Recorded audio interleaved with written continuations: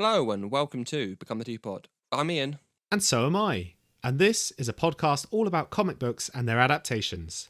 This week, in honour of our friends across the pond celebrating Independence Day, we're going to be looking at the third Captain America film and comparing it to the comic that inspired it. That's right, there will be friendly banter and, of course, our favourite Easter eggs.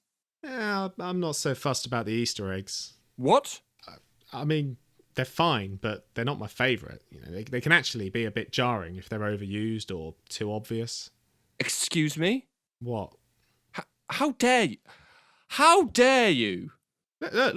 I just don't think Easter eggs are always necessary. Right. That does it. I'm calling you out. You and me, right here, right now. I mean, fine. If that's the way you want to do it, but we're going to need an independent party. Hey, Josh. Yeah? Get over here. We need you for something. Okay. Well, looks like we've got everything that we need. It's time for a civil war.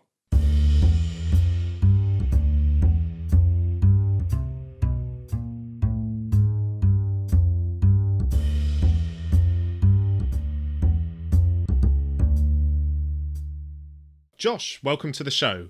Thanks for coming on. My pleasure, thank you. You're here with us to help us settle a civil war. But first, we're going to start by asking you our tried and tested guest questions to give our listeners a taste of where you're coming from with regards to the films, the comics, etc. So first up, what is your familiarity with comic books and comic book properties? I think it's pretty good. I think before you guys started the podcast, it was probably more than E and J, but less than you. Mm-hmm. Now it's probably less than both of you, but yeah, it's thereabouts. Okay.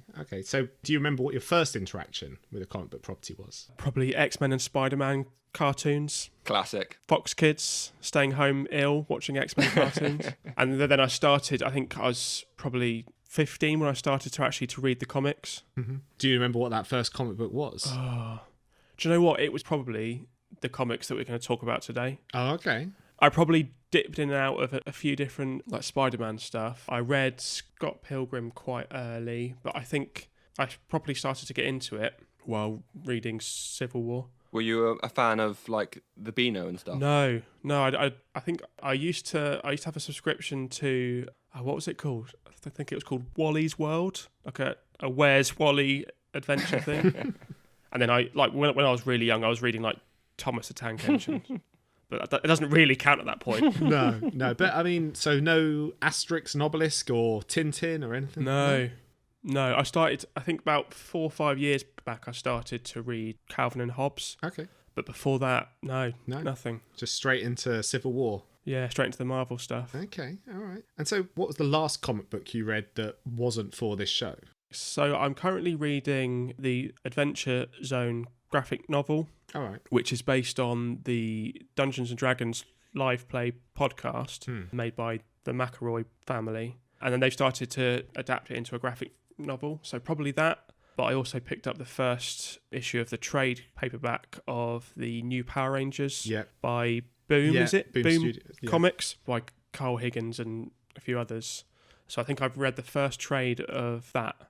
Just nostalgia, and also it looks great. They're really nice. The hardback editions of those look really nice. Oh, really? I've not seen them. The artwork's lovely. Oh, really? Yeah. I'm always tempted. I got into the Teenage Mutant Ninja Turtles, the IDW run, the latest run of those. Oh, okay, For the same reason, basically. They look nice on a shelf and nostalgia. Yeah. Surprisingly good, for kids' cartoon comic book. Yeah, that sounds cool. Yeah, if you see them about, worth checking out. But if you're more into Power Rangers than Teenage Mutant Ninja Turtles, that's fair. I like them both. There's pros and cons. Who would win in a fight?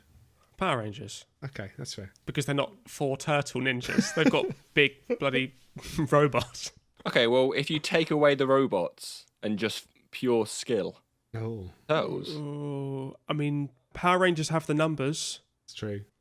What, 5v4? Yeah, but kind of 3 because Michelangelo's just saying radical, man, just skateboarding around the battlefield. Yeah.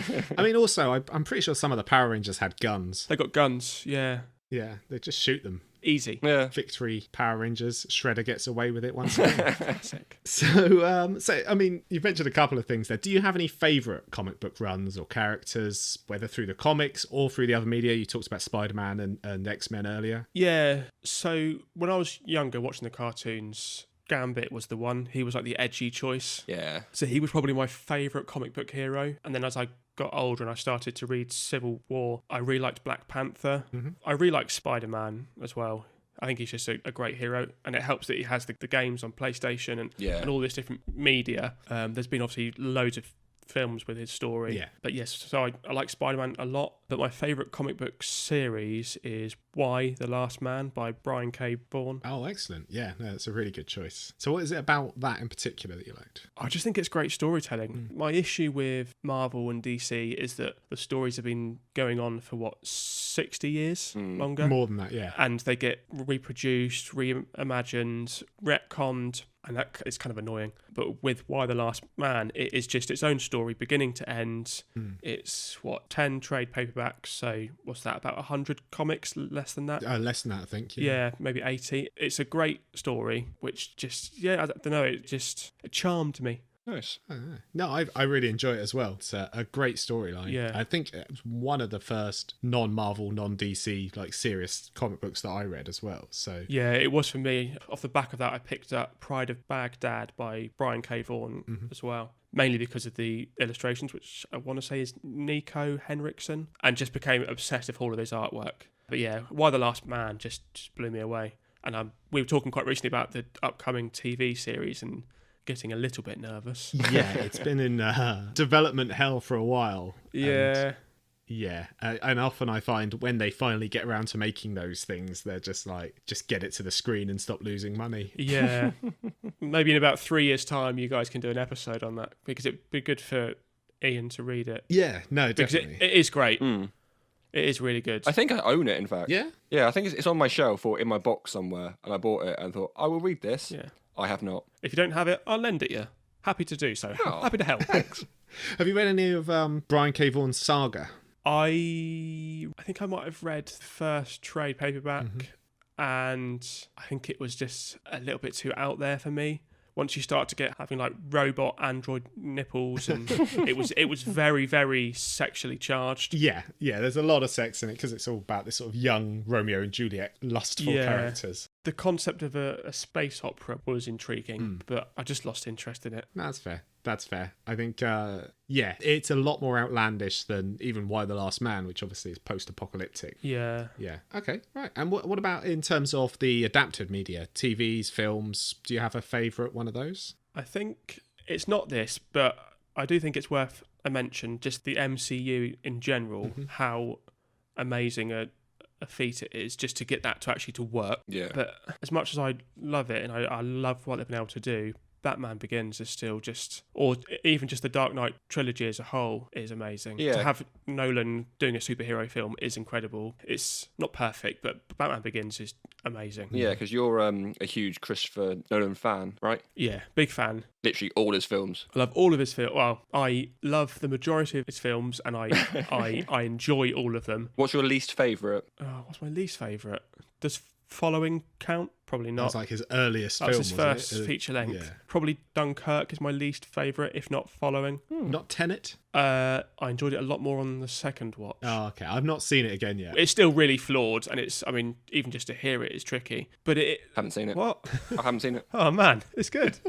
It's just it's flawed. It kind of eats itself alive and just doesn't know what it's trying to do half the time. But it is good. Yeah, it had an interesting premise, and then they sort of got to the logical end of that premise and didn't really have an ending, so then it just carried on ramping until, like you say, it eats itself. But the Dark Knight trilogy is incredible, and I'd probably pick Batman Begins as my favourite, even though Dark Knight is arguably the better film and is probably the most memorable. Yeah. I love the start, like the beginning of an adventure, like Fellowship of the Ring, Star Wars, A New Hope. Yeah. Like that beginning when you learn about the world. I love it. Yeah. No, I agree with you. I think Batman Begins is probably not the better film, but it's my favourite of that trilogy. Yeah. And I do think it's a better superhero film, whereas I think The Dark Knight doesn't fully embrace the superheroics. It's very much a crime film. It's more like Heat. Yeah. Batman Begins is very much a superhero film. It has a lot more of those outlandish comic book things in it. Yeah. You know? I know it probably doesn't count, but Unbreakable as well. M. Night Shyamalan. Mm-hmm. I think I pronounced this last name properly. I always mess it up. As a superhero film, that's probably my favourite, but obviously it isn't a comic, so doesn't count. Okay, well, strike that from the record. I'll cut that in the edit. Cut that. Thanks for wasting our time. If that's made it in, we've messed up somewhere. Well, I think that gives our listeners a pretty good idea of where you're coming from with regards to the comics. So, with that out of the way, are you ready to move on to Captain America Civil War? I am. Let's do this. Okay, right, well, let's throw ourselves in. Ian, you haven't spoken much this episode. What did you think of Civil War? As a film itself, and as part of the MCU, I really enjoyed it. It's one of my favourites, probably, of the MCU films. I mean, it's pretty much Avengers 2.5 or Winter Soldier 2, isn't it? Yeah, I mean, it's Captain America 3. Yeah. Which is Winter Soldier was Captain America 2. Well, yeah. Very much how sequels work. I know what you mean, though. But yeah, I mean, it's always great to see Chris Evans as Cap. Yeah, he seems to be having fun with the role.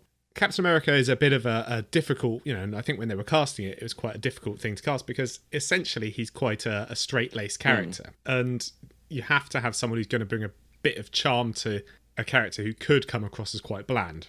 And I think Chris Evans does a good job at making that character charming. Yeah.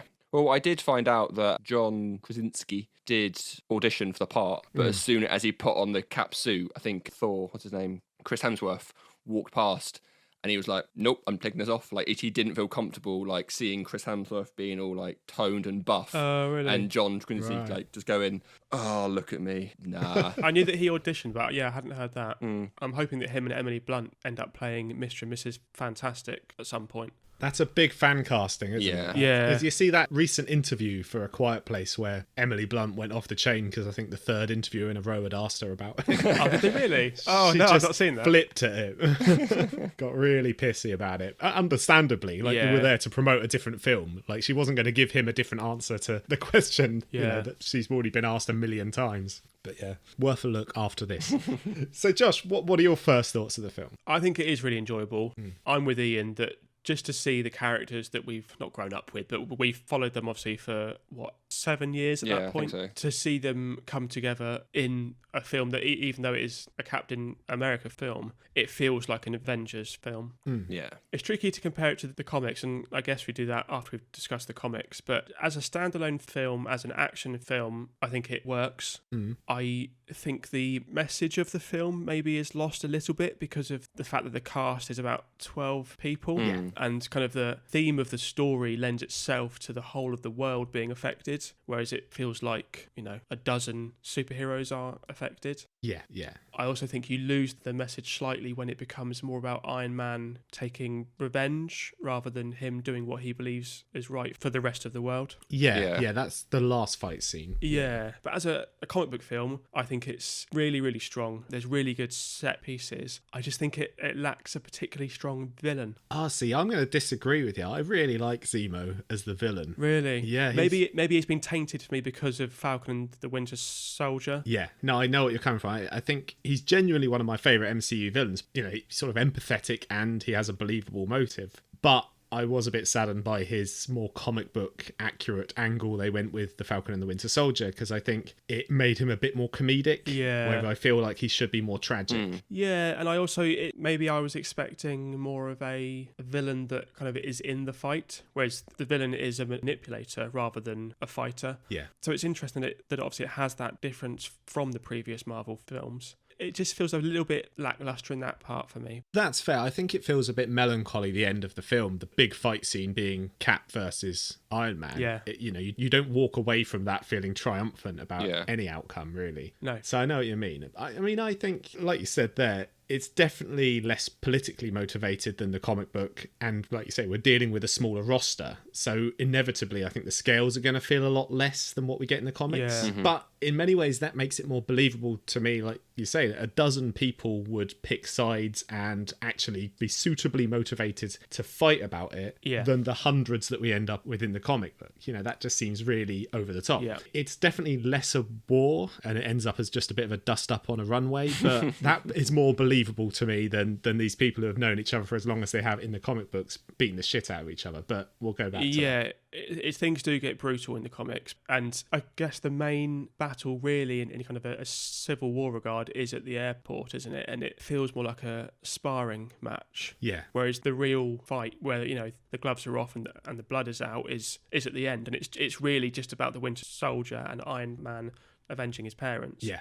So it doesn't necessarily feel like a Civil War movie for a quarter of the movie. It feels like it's leading into this Iron Man battling his own demons, the Winter Soldier overcoming his past, and I think it acts as a really good bridge to evolve the Avengers. Yeah. I found it interesting in the MCU how Cap's films inevitably end up as the ones that progress the plot of the MCU in general. Yeah. So it happened with Winter Soldier. I guess he's kind of the leader in this, isn't he? He is the leader of the Avengers, so it kind of works, but... No, that's right. But with Iron Man, for instance, you get to the end of Iron Man 3 and the plot is not much different from the beginning to the end in terms of the wider world. But Caps always seem to have a huge impact of everything going forward. And I think that's probably because obviously the Russos ended up directing that and then going into the Avengers. So that probably had an influence on it. But obviously the film has a very similar setup to the comic book in terms of the Sokovia Accords, but as you say, that does get lost towards the end. But for me, I think actually it does a better job of balancing those two sides and giving them reasonable, justifiable reasons for doing what they're doing. Yeah. I think, like you say, it is lost by the end. You have the sparring match on the runway and then the big fight at the end is very personal. But I think by introducing a personal element to the conflict for Cap, the drive to protect Bucky, and for Iron Man, the thought of revenge or guilt, and likewise for Black Panther, the idea of revenge, it makes it more believable that these characters would actually come to blows, as opposed to just,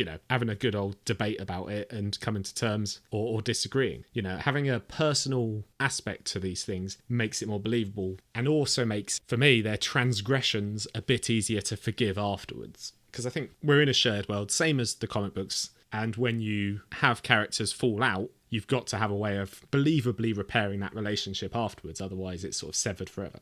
So I know that we've kind of compared it to the comics a little bit so far, but I do feel like in this film, they've just chucked in a few characters just to make the cast more, really. Like Ant-Man. I don't get why he's in it. Don't get me wrong. He's great in it. I remember the first time that I saw the fight in the airport and he turned into Giant Man, I was so excited. But if you come off the back of Ant-Man's film where he doesn't want to be a bad guy or a criminal, and then he ends up going on the side of Cap, which is against the law, really. He's fighting for the wrong side, in my eyes. Yeah, but I think, Captain America is a hero and an iconic one at that, 1940s World War II hero. So I think in Ant-Man's eyes, he's doing the right thing by supporting this guy. It turns out that ultimately that puts him on the wrong side of the law, but I think that's it in his justification why he would do what he does. But I agree with you that he is very much just thrown in there. It feels almost like in the comics there's quite a big focus on one in particular, super size hero. And it does feel like Ant-Man was kind of brought in for this in order to have a super size hero.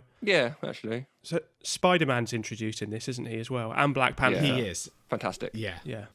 I think there's a lot of characters thrown in here. And one of the big concerns about this before they made the film was that there weren't actually enough characters within the MCU to make it a civil war. So they had to introduce, like you say, 2 extra characters. They also introduced, Everett Ross, Zemo, all of these characters. There's loads of extra people thrown in here. I think Spider-Man was the most interesting one for me because having read the comics a long time before watching the film, I knew that in the comics Spider-Man played a much larger part, and his part in the comics is a lot more... It has a lot more gravitas because he's a hero that everyone has known. Yeah. Whereas in the MCU, they can't do that. So when it was kind of ruined in the trailer that they were bringing Spider-Man in, which I'm still a bit annoyed about, that could have been a great surprise. It would have been great. It would have been great. But yeah, when I found out he was in the film, I was quite torn really, because I knew that they wouldn't be able to do with him what happened in the comics. But I was also really, really glad to see him finally in the films. And he doesn't really have a particularly important part in the films either. He's just there just to have some banter. Yeah. Mad bantz, bruh. Yeah. It's exactly that. Yeah. I think it does a good job of balancing the characters in terms of, some are just glorified cameos like Spider-Man, like Hawkeye. Yeah. But they each tend to get a pretty good showing in terms of the battle. They all do something cool. Yeah. But I thought, for me, the more interesting one was the introduction of Black Panther. Yeah. Which I think was really handled well. And, Spider-Man's role is borderline fan service, essentially. Yeah. But Black Panther's role in the film, it worked in and became essential to the plot. It was a catalyst for the story developing, isn't Exactly, yeah. And Zemo's resolution as well. So the end of the film is all about Black Panther and him coming to terms with something that everyone is battling with in this film, which is the desire for revenge. So, yeah, I really liked the aspect that you introduced 2 new characters. One was relatively throwaway, but hey, it's Spider-Man. You don't have to sell him to any audience. He's already the biggest comic book character in the world. And the other is Black Panther. So you give him something a bit more to do and get people excited for his own film. Ian, what did you make of the additional characters in here? Well, I mean, like you've just said, Spider-Man and Black Panther are the main 2. I liked Hawkeye in this. I mean, I've always liked Hawkeye across all films, but he's been a bit of a joke from the start. I kind of like that he's been brought in by Cap, and it's like, oh, so I retire for 5 minutes and it all goes to shit. Which I like that they put in that. Yeah. I think for me, I know that like Wanda and the Falcon and all these characters, it's not their first appearance, but I think I enjoyed this a lot more this time, going back to it once I'd watched WandaVision and Falcon and the Winter Soldier. Yeah, it gets me excited to see the Avengers come back in the future when they're all in their new costumes. Right. But yeah, like we've said, it's a great film. I mean, if you're a fan of the MCU or not, I would recommend to watch this film. You might be a little bit lost, potentially, but not like if you go into Infinity War and not seen any of the films, you'd be so lost there. Yeah. But yeah, overall, great film, I think, not really much else to say. I really like it. And I think you're right. As a sort of double bill, Winter Soldier then into this, you could show someone those 2 films, I think, and they would be able to follow that plot line through. They might be a bit confused by all of the other heroes that are thrown in, but it does a fairly good job of introducing them one at a time so that you know who they are and what they can do. Yeah. Do you want me to... I've got a sort of segue for the comics. You've got a segue. Oh, this is going to be hop good. on, baby. Okay. Hop on and rev that motor. We're on a segue. So yeah, something that I did like actually is the fact that whenever a comic is turned into a film in the MCU, they'll put references to previous comics. Like there's a bit where you've got Scott on Hawkeye's arrow, which is obviously a reference. It's a picture in Avengers 223. Right. But then also you've got the Cap and the Iron Man. It's a cover of issue 7, right. The bit with the shield. Yeah. Which, so I think that's a good point. This is the longest segue I've ever heard. Have we just snuck into Ian's Easter eggs here? Is this the egg hunt? But yeah, so I mean, I quite like that they've put in that, and I think that's a good point to roll into the comics. Seamless. Absolutely seamless. Well done. So, Josh, let's start with you. Am I right in saying that you've read this comic book before? Yeah, so a couple of years after it was released, I read the comics, and I also read all of the, I don't know the best way to phrase this, all of the other comics that were released at the time. So the tie-ins. Yes, so I read I think there's about 120 comics I read in the end. It's so insane, actually. I think it's 140. Oh, there you go. Yeah, it's an insane number. So it was a handful of issues of X-Men, Fantastic Four. There was one that was just Black Panther with him and Storm doing their thing. Wolverine had his own stuff going on. Mm-hmm. There was a tie-in, I've forgotten what it's called now, but it was the story of Civil War told from the point of view of some reporters. Frontline, yeah, that was really good. That was good. That was Ben Urich. Yeah, that's right, yeah. Star of Daredevil. He was in Daredevil, the first series. Yeah. So yeah, I read this alongside all of the tie-ins and had a blast. Yeah, there's a lot of them and they are of varying qualities. Agreed. But just to have the context and to see that story develop, 'cause I think one thing about the comics is that to read just the Civil War issues, it moves at such a fast pace. that there's no time to breathe and to sort of find out what the heroes are doing between page turns. Yeah. It's crazy. So, like, for example, Ben, the Thing, I forgot what his actual name is. The Thing, Ben Grimm. Ben Grimm. He disappears for a long time, but in the Fantastic Four comics, you see him head off to Paris and dick around there for a while, and then you understand why he appears back at the end. Yeah. And he makes a reference to, I wasn't going to sit this one out and eat croissants or something, doesn't he? Yeah, and it's without reading the other comics. That makes sense now. Yeah, exactly, yeah. And then Namor turning up at the end. Yeah. And you're like, well, why? What's happening here? But then when you read the Wolverine comics, you see that he has his own side quest hunting for Nitro. Yeah. And he goes to Atlantis and he has his own kind of adventure there. Yeah. Although they did drop in the Sue Storm going to see Namor to sort of line it up. So if you hadn't have read that, you can just say, oh, well, Sue won him round in the end, I suppose. But yeah, and there was a bit of a reference to them having a previous maybe affair or her having feelings to him, which was completely lost on me. Okay. So I don't know if that's a thing. Yeah, it's always been a sort of flirtatious relationship that he's had with various blondes in the MCU. Emma Frost was another one. Is it literally just blondes as well? It tends to be blondes, yeah. Including his own cousin in Hercules. So yeah, that happened. Okay. It might be illegal in Atlantis. Who am I to judge? Maritime law, isn't it? I don't know. I actually think like one of the characters makes reference. It might be an Amadeus Cho just goes, well, they are royalty. Sure. And it's like, that's the explanation. Done. Sure. But yeah, to answer your question, I've read the comics, yeah. And Iain, I think last week after the show, we were talking about this and you couldn't remember if you had read this or not. No, I had. I know I had. Because you described this as, is that the comic book where Goliath falls on a school? Wow. And the answer is no. No, the answer. He falls. Yeah. And the school gets blown up. There you go. So I read this. So when Civil War was first announced, I think that's when I went out and bought it. So I read it before I saw the film. But obviously that was ages ago now, Yeah. But yeah, so I knew there was some sort of big thing that happened to make the act come into play. Yeah. Something about school, something about Goliath. So my brain just went, he falls on a school. There we go. Yeah. That's issue 1. But yeah, like I said, I have read it before, but years back, and reading it today, in fact, there's a lot that I forgot about, really. Okay. I mean, clearly. But yeah, it's great, I think. Yeah? Okay. So, I mean, what were your thoughts on it? I like that they've made a reason that's a lot wider than in the movies to sign this act. Like we've said before, it's a worldwide event. It's you get every hero to sign this thing, otherwise you don't be a hero, pretty much. I like the intertwining stories of all the characters. I haven't read any of the spin-offs, so a few of those things were lost on me. Croissants, I had no idea. And like we said, when Namor comes back, I assumed it was just, like you said, that he just sort of went, okay, well, Sue came to see me, so I'll go join the fight. But yeah, it's one of those event kind of comics that intertwines a lot of characters and a lot happens, which I do like those wider world arcs, if you will. Okay. And Josh, what were your first impressions? I mean, I suppose your first impressions when you first read it. I don't know if you can remember that, but your impressions reading it this time around. I think I'm probably similar to Iain in that I think I'm still at the level of enjoying, especially Marvel comics, where I like to see all my friends all hanging out together. Having a fun time?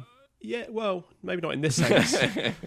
So I think I enjoy that there's all these heroes that I recognise and loads of heroes that I don't recognise. I feel that maybe I'd have enjoyed it more if I knew more about 80% of these heroes. There's loads of heroes that I think, God, they look cool. Yellow Jacket, Patriot. I'm like, oh, they look cool. But I've got no idea who they are, and I'll never hear of them again unless they're introduced into the MCU. Well, Yellow Jacket is Hank Pym. He is, yes, but that was new to me. Okay. Although it's not Hank Pym for half the time in the comics, is it? Because it's actually it's Hulkling, who I've never seen before either. I think it's only in the last issue that he becomes Hulkling, isn't it? It's the guy who runs up to him at the track and says, "Come with me, I need your help." Yeah, and it's nice to see Daredevil, but then you find out in a different comic that it's not Daredevil, it's actually Iron Fist pretending to be Daredevil. And someone's a Skrull. So I think Iron Fist pretends to be Daredevil when Daredevil's in prison. Right. So okay. Iron Fist goes out in the street and pretends to be Daredevil, so they go, oh, we haven't actually got Daredevil. But where's Iron Fist gone? Well, Iron Fist was... I know a lot about Iron Fist, that's my favourite character. He does indeed. He got around the Registration Act because his hands were already registered as a lethal weapon. So he was already registered before the act. Right, okay. So they came to investigate him and they were like, well, you've got to register. He went, well, I think you're fine. I'm already registered, baby. So someone's actually a Skrull, aren't they, as well, the whole time? Is that right? Yeah, well, this is the strange thing, is Hank Pym, Yellow Jacket, is a Skrull at this point in continuity. It ties in with Secret Wars, is that right? It Secret follows War, on. So technically you had Hulkling pretending to be Hank Pym, who wasn't Hank Pym. That was a Skrull pretending to be Hank Pym. Right. Comics. Exactly.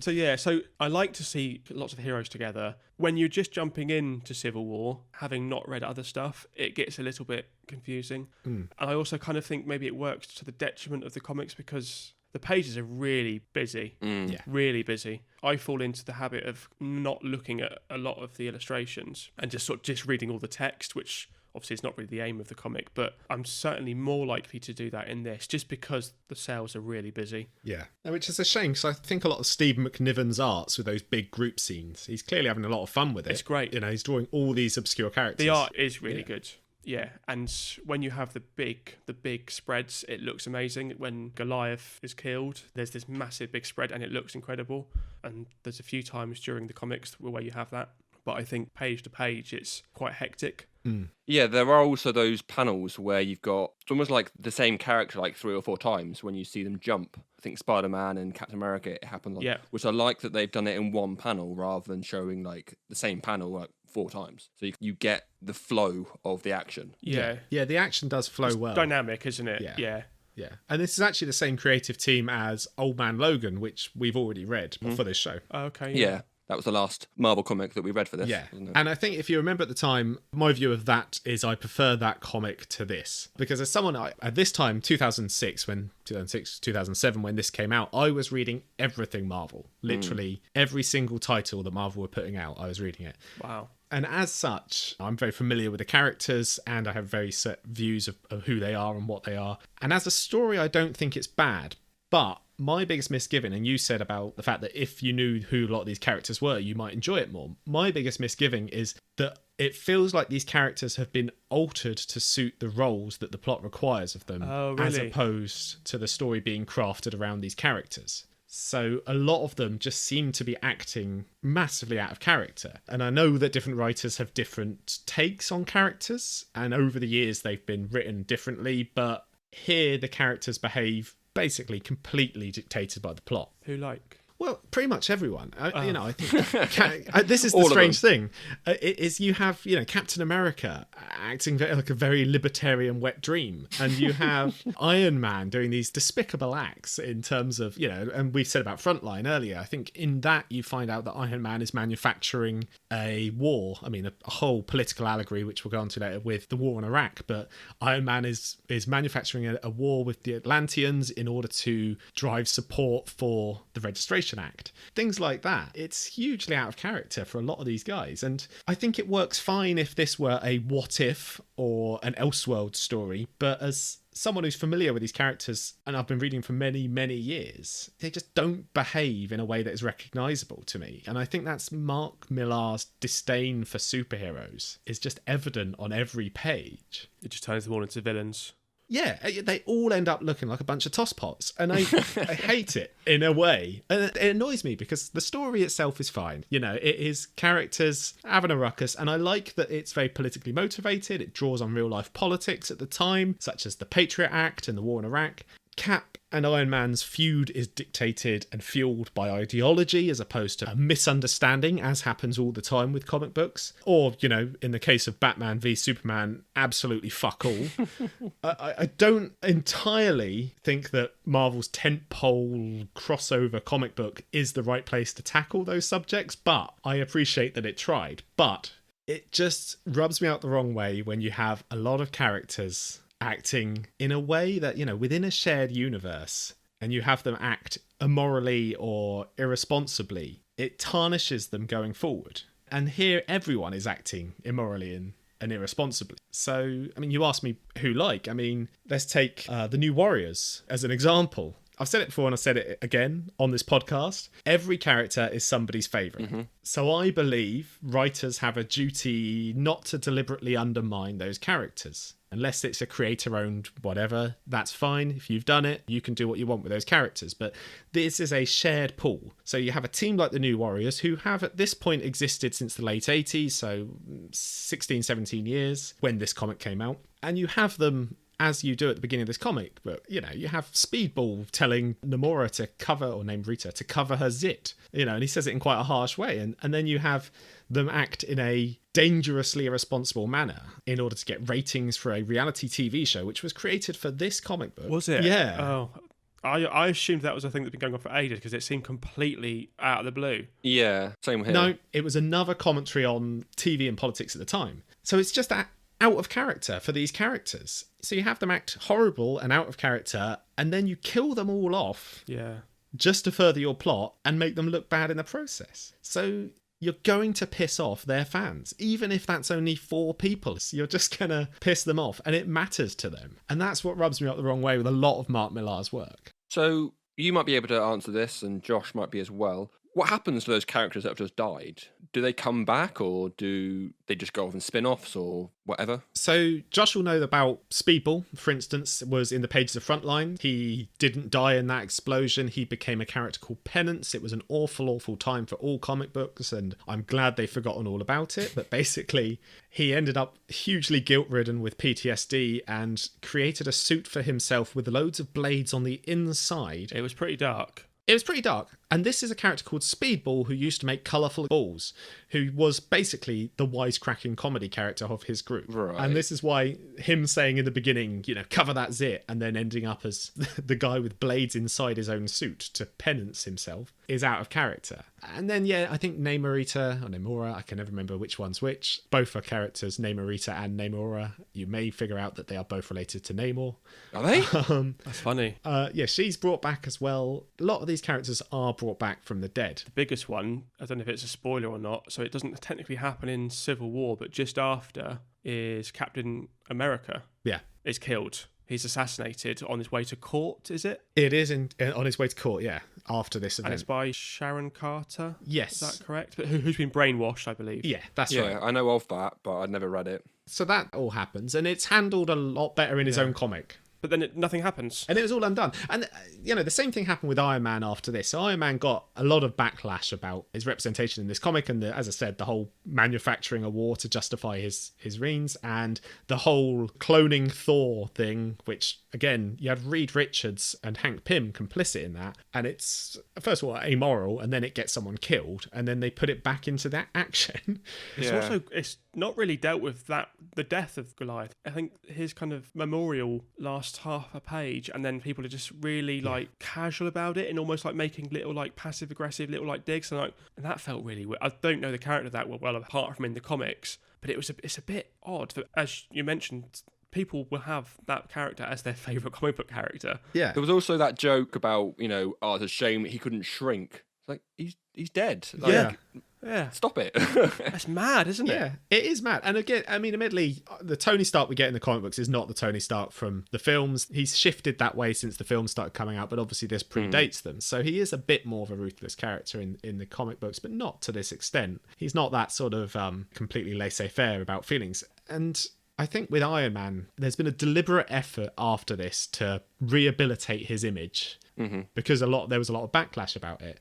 There's a lot of effort to rectify the damage, including, I think, having Tony Stark in his own series. He wiped his own memory so that it couldn't fall into the hands of Norman Osborn. He then went on the run, and then he had to reboot his own memory from a backup, which predates Civil War. It was a very confusing time for comics. Is that when Norman Osborn becomes the leader of the Avengers, or it's like a new Avengers or something crazy? Isn't there? Dark Reign is the title, but That's right, that's exactly right. And the comic books do all sorts of shenanigans to rectify and rehabilitate Iron Man, because he's become one of their flagship characters. But a character like Bill Foster, Goliath, or the New Warriors, they don't have that same sort of clout, so they forever become affiliated and known for this event. And it defines them, and not in a good way. They just look like dicks.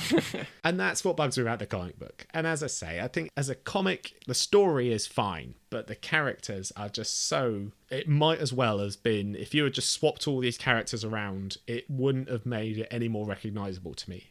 If you had just gone, right, well, Iron Man is now Cap, Hercules is now Luke Cage, and then just had all the text in the same places, but other than that, it wouldn't have mattered, in my opinion. Well, someone's clearly very passionate about this comic. I mean, yeah, I think I genuinely know. I've had a lot of time to think about it, and it came at a time when I was reading, as I say, pretty much everything. And yeah, I read it when it first came out, and it's a comic. You've both said you don't read many comics, but you have both read this before. So it is a lot of people's gateway. It's a lot of people's first experience with a lot of these characters. And this is their first impression they're going to get. Well, that's kind of what happens when a film comes out in the MCU or wherever. Fans tend to go back to the comics and go, well, I've seen the film, I'll read the comic. So yeah, I get your point there, the fact that, I don't know a lot of these characters. Josh said the same. Well, I can't speak for Josh, but I didn't realise that these characters aren't acting like themselves. I know that when we spoke about Old Man Logan, we said that the way that the characters are written, it's not quite the same, but you could give it a pass because it's like in the future, in a dystopian sort of world. Yeah. This isn't. And that is like an Elseworlds tale. So that is like this is one possible future. So you can excuse it slightly. Yeah. The same thing happened with Ultimates, which is, again, that's Mark Millar. And all the characters in that act like absolute dickheads. That seems to be a reoccurring comment on this podcast.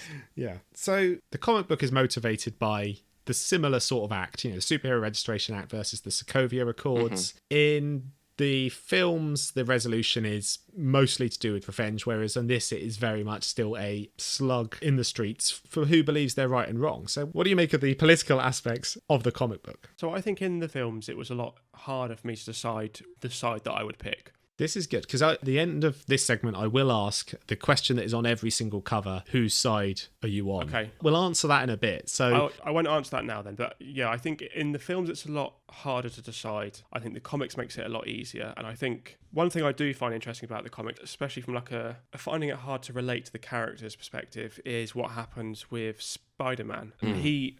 For all I know, he might be very different in the rest of his comics, but for me, he seems reasonably grounded in the comics. Yeah, he's probably one of the better represented characters. He's not in it. He doesn't actually say a great deal, but his actions, the bits that he's in, have quite a huge impact on the story. Yeah, so obviously halfway through, he joins Iron Man's side, and then as like a big kind of presentation or a sign of solidarity with the pro-registration, he goes on to national television and announces that he's Peter Parker. Yeah. Mentioned earlier that in the films he can't do that because we're only just seeing who the character is anyway, but in the comics that's a huge deal. Yeah, because he is one of the most secretive about his secret identity, which again you could say is very much acting out of character, but they build a plot around that. But it has a huge impact on his... I think J. Jonah Jameson sues him after that. Obviously he works for him. And then Aunt May is assassinated. And then he has to make a deal with Mephisto, the devil, in the Marvel Universe to undo all of that. Oh, I didn't know that. Okay, so more retconning. That's good. Is that pre or after she marries Doc Ock? That was much further. Much later. I mean, what? Her dying was after her marrying Doc Ock. Yes. Didn't know that happened either. I don't think she actually married Doc Ock. I think they just were going to get married. Oh, okay. I think what's interesting with Spider-Man is that, and this is one thing that the film doesn't do. Obviously, in the film, Black Widow goes from Iron Man's side to Captain America's side, but it doesn't really have any weight to it apart from the gang gets a plane out of it. That's kind of it. So politically, I don't really talk politically very much, but I think it, you mentioned before that it has a mirror to the political position of the world at the time with the Iraq War. I think it handles it in I think it uses it just to get everyone a bit bloody, to be honest. Yeah. I think especially because that things can be retconned, and they are, it feels more like it tries to use the politics more as a way just to get everyone to have a big old scrap. Yeah. So I don't really feel like it does a particularly great job of getting people interested in politics or getting people interested in conflict. It just feels like a way to get everyone to fight each other, because that's like the next idea they wanted to do. Well, apparently this started off as an X-Men storyline. and it was going to be Wolverine versus Cyclops, which was a thing that was regurgitated later on. But there was something else going on at the time. They didn't want to do that, which is why the Superhero Registration Act is basically the Mutant Registration Act from the comic books. But so apparently that's why it got switched. So I think the political idea was there, and then they went, well, what characters can I use to tell that story? But it is quite broad strokes in its political ideals. It's the Patriot Act and the war in Iraq, and that's about it, without much to say on it. And what about the way it concludes then? So obviously very different in terms of the film and the comic book. Again, you have Captain America surrendering here. What do you make of Cap's decision ultimately? I mean, in the comics, it's almost like he has a moment of clarity. He kind of realizes that, okay, I don't want to sign this act because I'm fighting for the good side. And then he realizes, oh, actually, look at what we've done. It's not just me and him fighting. The whole town or a few blocks have been just completely destroyed. Yeah. And all the people in the comic that have died, there's been repercussions of it. And like as Josh said, in the film, Black Widow swapped sides. Okay. In the comic, it's Sue Storm when she switches sides, and you believe her. You kind of go, well, yeah, you've got a point. Yeah. You've realised that it's not as easy as yes or no. But yeah, I think I'm happy with the way that he does go, take me in, don't arrest me as Captain America. I am Steve Rogers. So it wraps up the story in a nice way for me. Yeah. It ends quite abruptly, though, I feel, as well, after that. They literally go from fighting, and then the heroes of New York attack him and try and hold him back. And then it just sort of goes, oh, well, I surrender. And then it ends. Everyone else goes, oh, well, we're following Cap. So I do feel it ends quite abruptly as well. I don't like the ending, personally. I think my main issue with the comic is how hurried it is, and I definitely agree that the ending is really hurried. I think my biggest problem is that Iron Man wins out of it. I think it's cool that Captain America's the one that causes an end to it, but I wish it was Iron Man that called an end to it. I really wish it was Iron Man, because then Captain America, obviously, he surrenders, and then the next page, Iron Man is trying to get the job as the head of S.H.I.E.L.D. Oh, he's been given the job of... been given it, and it just feels, and this might be your point about people acting out of character. I don't know much about Iron Man in the comics, but it makes me hate him. He just comes across really, really smug, like he's caused so much death. Doesn't take any responsibility, really, for the death of Goliath. No. The streets are absolutely destroyed, and without kind of giving away too much, I wish that Iron Man had been the one to say that this isn't what we planned this to be. We need to restructure these laws. We need to rethink it, because this is not what it was supposed to be. And I feel like he comes out as the winner. This seems like the good time to say then. So let's start with you, Josh. We'll answer the question. It's on every single back page of this comic book. Whose side are you on? So, well, whose side are you on? Captain America. Okay. I think in the films it's trickier, because I think Iron Man I think he does a better job of making a point. There's a lot more emotion behind. Maybe it's just Robert Downey Jr. presenting it to the rest of the group in the film, but I'm bought into the idea, even though I don't necessarily think that these superheroes should just then answer to the government. I think it's a lot easier than to think, okay, well, these people do just kind of do whatever they want to, and then people then come and tidy up. And so it's harder in the films, even though I'd still go for Captain America. But in the comics, I'm all Captain America. I still agree that there needs to be some sort of control, because again, these people could just do whatever they want, and no one can tell them no unless you're more powerful than they are. Hence the villain. Like, without them, you don't need the villains, right? Yeah. But I'm Team Cap. Ian? Well, when I watched the film, I wrote down Team Tony or Team Iron Man. When I read the comic, I put down Team Cap. I think inside the MCU, I'm with Tony because it makes sense. In the comics, they're very much like, okay, what we'll do is we've got 51 states, we're going to assign 10 heroes per state and this sort of stuff. The sort of talkings behind it are going, well, we need to assign certain heroes to certain places and all this stuff, which it does stop the heroes. Let's just say that you were a cop and you were out in town and you saw someone being mugged. You, as a person and be a cop, you would then hop in there and help out. With the act in the comic, I kind of feel like if they were just walking around town and they saw something happen, they couldn't just hop in and go, well, no, stop this. There's a lot more control in the comic. I mean, the one thing to note there is that obviously police are regulated, at least in theory. And that is what the advocacy is for. Sorry, on that police point, it is tricky though, because the police are applying to do that job, whereas a lot of these superheroes, they're just born. Yeah. And they should then be born with equal rights to do whatever they want to do with their own identity, really. See, I disagree with that. That they can't help they were born with these powers. I agree that it's actually really tricky, isn't it? Because of how powerful they are, you would like to know of their whereabouts.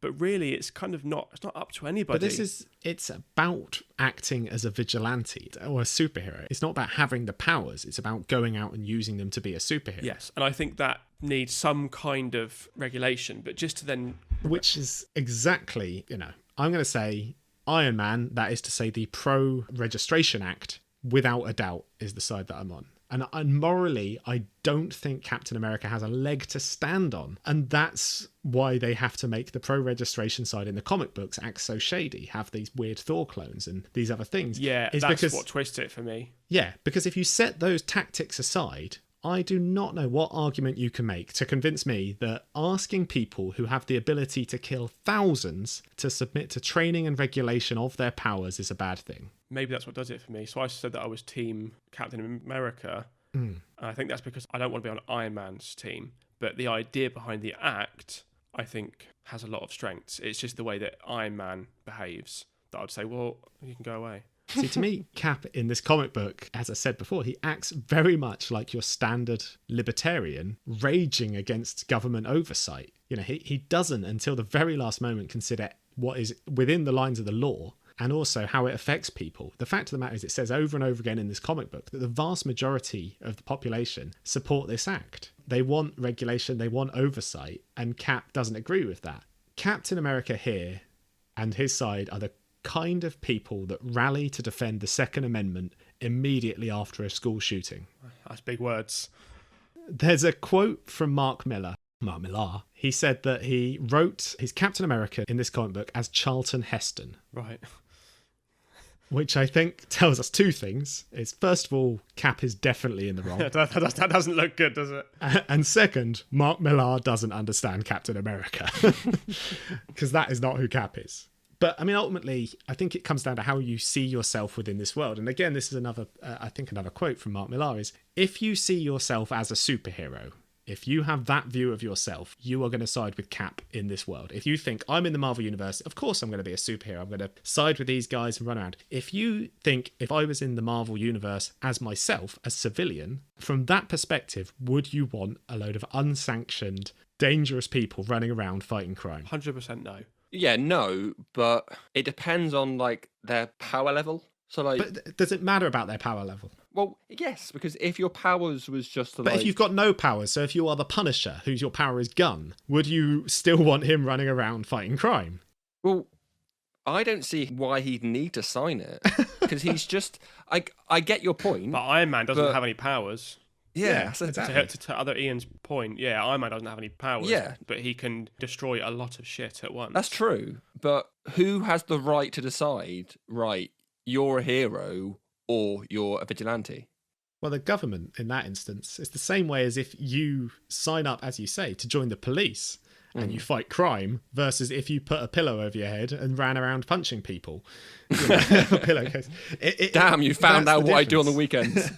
That's my stance on it, is I look at this and I think, yes, the actions of these characters in the comic book on the pro-registration side are undeniably shitty. What Iron Man does here and the way he behaves is awful. But realistically, if you just boil down the law, Cap just basically behaves massively irresponsible and causes a whole lot of damage in the process. If he just went, here you go, Cap, sign this, it means you've got oversight and regulation. He went, no, how dare you oppress my rights, and then went and smashed up a load of shit and caused a whole ongoing war. Kind of like Josh was saying earlier on, that Iron Man's not perfect either, so he's also caused the mess. No. I'm not saying that Iron Man and the character actions are perfect, but I'm saying the reason that this has happened in the comic books, the Superhero Registration Act, I don't see why there are two sides on that argument. I just don't understand how anyone can look at that and think, no, that's wrong. I think if I lived in the world, I would be pro-Registration Act.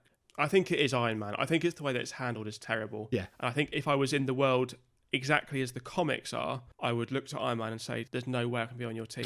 So in the comics, they have a deadline, right? Yeah. They're told the law will be put into place on a certain date. Yeah. but they go out and attack people before that deadline. They go out and attack people that don't want to register before that deadline. I'm trying to think. Yeah, he's got a point. I thought they started arresting people at midnight on that day. I know they do in the... No, they go out, they're called cloak killers or cape, something like that. Yeah. They go out and try and hunt people down that they know aren't going to register before the deadline even comes into place. And that's... Well, presumably that's the people who haven't already signed the regulations. It wasn't like they could turn up at midnight on the day it's coming in and go, right, I'll sign Well, no, now. but they still might not have decided and they're still being hunted down. I suppose they might have stopped being superheroes at that point. It was unlikely. It just feels like it's handled very poorly. So yeah, maybe I'm pro Registration Act in theory, anti Iron Man, Hank Pym, Mr. Fantastic. Pro Charlton Heston. Pro Heston, yeah, why not?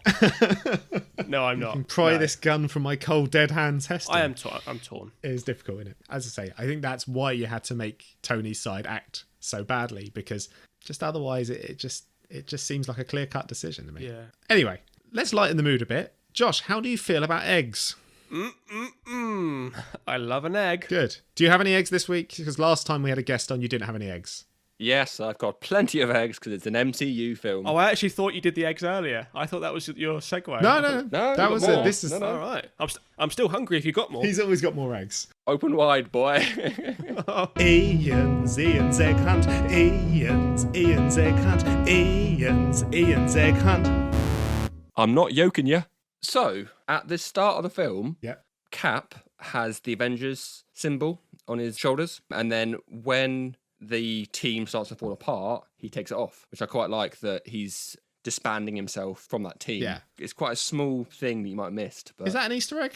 I'd say it is. Well, Again, is this just a thing that... Is this like Logan's cigars? This is just a thing that happened. Is that just attention to detail? it's more of Ian's egg hunt / things you may have missed. Yeah. I have noticed that over the preceding 20 episodes. This is basically a section called What Have You Noticed This Time?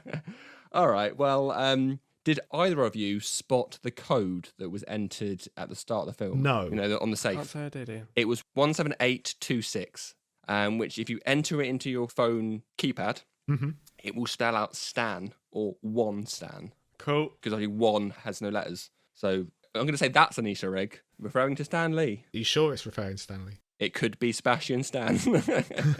Stanley Kubrick. Yeah, why not? But yeah, speaking of Stan Lee, how could I not do a call out to his hilarious cameo at the end? Are you Tony Stank? Yes, it's Tony Stank. Probably one of my favourite of his appearances. Okay. Appearing at the end and going, "Are you Tony Stank?"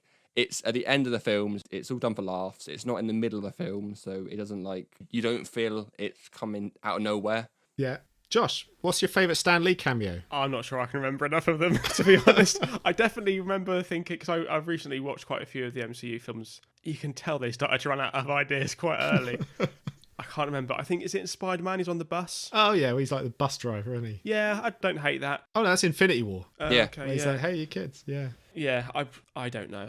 As much as I like Stanley, and it's always nice to see him and to get a bit of applause for him, I'm not a big fan of that kind of cameo, unfortunately. And it makes me like a bit of a grumpy bastard. How dare you? Oh, okay. Well, this is interesting. Oh, It's cool to see him. It is always nice to see him.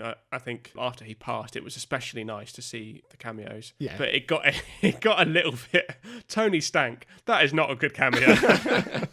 I like that it's done at the end of the film. It's the film's all done. So that makes me like it even less. the fact that they've just put it in. I want him to pop up in a restaurant, because is it after the credits, isn't it? No, It's just before the credits, yeah. Oh, he delivers the phone, Yeah. right? Yeah. That says like, "Oh, if you ever need me." Okay, that's pretty cool. There's one that I do quite like, actually. It's in, I think it's Daredevil, the Ben Affleck awful one. Right. It's yeah. obviously not part of the MCU, but it's literally the kid walking along, and he literally just puts out his cane and he just stops him. Stops him from getting hit by a truck. Yeah. Perfect cameo. That's quite a nice little cameo. Good stuff. Yeah. No, I'll take it. Yeah. But yeah, since we're talking about other MCU films, apart from the last one I just said, as I mentioned in Iron Man 3, it was a 23 on top of a police car. There is. This one has a D23 egg in there. It's on the cell when they capture Bucky. Right. So the number 23. Well, it says D23, Oh, okay. which is obviously Disney's Comic-Con. Mhm. And yeah, there was a bunch of callbacks. We've brought some up already from previous films. When Tony is talking to Ross, you can see his scar on his chest from when he had his arc reactor Right. taken out in Iron Man 3. And when Steve is watching the news in the Avengers compound, in the background you can see the little cartoon monkey drawing that he drew in Captain America 1. Oh, yeah. Okay, yeah. Okay, yeah. So I do quite like that, obviously, with the MCU, as we said, they don't really tend to follow the exact storyline of the comics because they need to put it into their world, but they're very good at calling back to previous films, even like ever so slightly. All right. Is that your last egg? Yeah. Unless you guys have anything you want to chuck in. No, I'm full of egg. Josh, how do you like those eggs? Do you know what? I was actually trying to just find some Easter eggs just to try and sort of surprise you with some, but I can't find any quick enough. Did you notice anything that happened in this film you just want to list? Josh, do you want me to tell you one and then you can put it in and sound really clever? Nah. Have you got another one that you're just not saying? Oh yeah, I get bunched down and then I pick Well, the have you got ones. any better ones than what you just said? Well, you tell me. In the raft scene, Hawkeye calls Tony the futurist. He does. And you might not know this, but our DJ released an album called The Futurist. Oh, God, no. Fuck's sake. That doesn't count. That's, Oh, my God. I'll take it. Let's call it there. I think it doesn't get better than that, I don't think. Right. Thank you, Iain, for your Easter eggs. Let's just get back to the conclusion and wrap things up very quickly. So, Josh, very quickly then, what did you make of the film and the comic book in general? I enjoy them both. I think they both suffer where the other one is enhanced. So I think that the film works because it feels like it's more personal because we know all these heroes so well and there's only a dozen or so of them, but also potentially feels a little bit odd that when you see an empty airport and there's a couple of people in it, it doesn't feel like it's really having that much weight. The comics is the complete opposite of that, where there's too many heroes. I think it moves at a pace that makes it really hard to follow unless you've done what I did, which is to read everything. But yeah, enjoyed them both flawed. However, I always enjoy to see a lot of all these favourite heroes all come together. Yeah. And Iain? Yeah, like I said earlier on, one of my favourite MCU films. Always fun to watch it. Always fun to go back to these characters at the point of where they were in the whole MCU arc. Comic book, I think I enjoyed it more the first time I read it. Right. I think going back to it, yeah, it's a little, like Josh just said, it's hard to follow. There's a lot happening. Sometimes when you read a book, I might turn 2 pages and not one by mistake, and you still see them in the same place. Yeah. In this, in 4 pages, they're in like 6 places. It's so quick. Like, I do like the artwork. Artwork's fantastic. And like I said earlier on, the way that they show the action, really good. But yeah, I enjoy them both. Film, I will always enjoy. Comic book, I don't know. I might go back to it at some point and enjoy it more. I don't know. Okay. Yeah. You? Enough. Well, for me, I really enjoy the film. I don't think it's perfect, but you know, as Josh says, it's got a lot of flaws. It doesn't seem that groundbreaking in terms of its scope. But again, the personal aspect of it, I enjoy. I liked Zemo's reason for doing what he's doing being a personal motive as opposed to a want to destroy the world or anything like that. So I enjoy the film, but it's not probably top 10 Marvel films, but not at the top of the list. The comic book, as I say, I think I read it at the wrong time initially, and my opinions have only got worse ever since. I think as a standalone, if you set it aside and you don't know much about this universe, it's fine. It moves very fast paced. It's very throwaway. But as someone who's a fan of these characters, it doesn't sit right with me. And that is why I think Mark Millar works better for a Elseworlds tale like Old Man Logan. Because within a greater ball pit, within a playpen that everyone is working from, he just turns up, makes everyone act like dickheads, trashes everything, and then leaves. And Marvel have spent 10 years fixing Civil War. And then they've released Civil War 2. Yeah, which, again, was not well received. But that put Tony Stark firmly on the right side in that instance. And Iain, last week you had what's Kate's opinion on the film. So have you got your short summary of her opinion this time? Yep, she said it's one of the good ones. Perfect, nailed it. Great. I think that concludes Civil War for this episode, unless anyone's got any other business. Nope. No? Good. In that case, Josh, thank you for coming on. Thanks so much for having me. It was good fun. It was good. And thank you all for listening. That's all for this episode. If you enjoyed Civil War and want more Marvel from around this era, then you could do a lot worse than Captain America Volume 5 by Ed Brubaker. For balance, I'll also recommend The Invincible Iron Man by Matt Fraction, which started a year or two afterwards and deals with the fallout of both Civil War and Dark Reign. You can let us know which side you're on by emailing us at becometheteapot@hotmail.com or tweet us at becometheteapod. You can also find us on YouTube, Facebook and Instagram, and don't forget to subscribe on your preferred listening platform. Next episode, we're going back to DC and back to Ian's favourite author, Alan Moore, as we read The Killing Joke and compare it to... Hey, Ian. I'm just doing the outro at the moment, mate. Can this wait? It's pretty urgent. Oh, okay. Well, what is it? Knock, knock. Who's there? Joe. Right, well, I think I know where this is going. Joe who? Joe Kerr. Joker. Joker starring Joaquin Phoenix. See you next time, everyone. Josh, can you just do me 2 lines then before you go? Yep. So I need you to say, yeah, like a questioning yeah, and then I need you to say, okay, like a shrugging, yeah, okay, that sort of thing. Yeah? No, I mean, we can go with that if you want to go with that, but... I'll give you a few. Give me a few. Yeah? Yeah? Yeah, that's all right, Maybe just a bit more throwaway. Okay. Just throw the line away. Just, yeah? Yeah? Yeah? Well, that's good. It's like a little head tilt. Yeah? I like the head tilt. I think that's going to come across well on audio. How about this? Yeah? Nice. Right, and now I need an okay, but not like an emphatic okay, like a shrugging okay. Okay. Okay. I think you nailed it there. I think you nailed it on the first take. Good work. One take. One good pump's all you need. Right. Let's go there. Cheers, mate.